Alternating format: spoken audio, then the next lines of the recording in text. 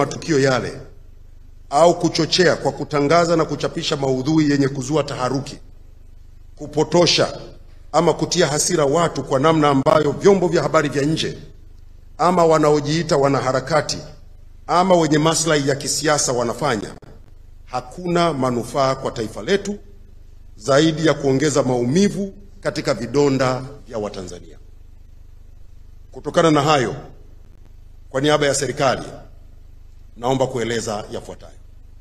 La kwanza, naomba kutoa wito kwa vyombo vya habari vya nje kuzingatia maadili na misingi ya uandishi wa habari kwa kuchapisha habari zinazozingatia usawa, haki na uwajibikaji.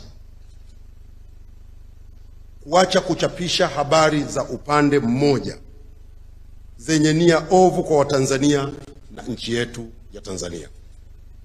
Serikali ipo tayari wakati wote kutoa ushirikiano kwa vyombo vya habari vya ndani na nje ya nchi pale watakapotaka taarifa.